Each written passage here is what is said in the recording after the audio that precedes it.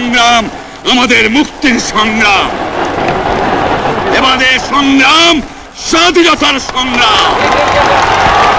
ঐতিহাসিক ৭ই মার্চ আজ বাঙালি জাতির স্বাধীনতা সংগ্রাম ও মুক্তিযুদ্ধের ইতিহাসের এক অনন্য দিন।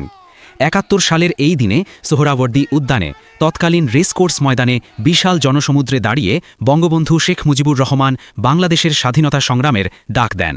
বজ্রকণ্ঠে ঘোষণা করেন, এবারের সংগ্রাম আমাদের মুক্তির সংগ্রাম, এবারের সংগ্রাম স্বাধীনতার সংগ্রাম। বঙ্গবন্ধুর ঐতিহাসিক ৭ই মার্চের ভাষণকে ২০১৭ সালের ৩০ অক্টোবর বিশ্ব প্রামাণ্য ঐতিহ্য হিসেবে স্বীকৃতি দেয় ইউনেস্কো। ১৮ মিনিটের ভাষণে ৭.৫ কোটি মানুষের স্বপ্ন, বঞ্চনা এবং রাজনৈতিক অর্থনৈতিক স্বাধীনতার কথা বলেন শেখ মুজিবুর রহমান।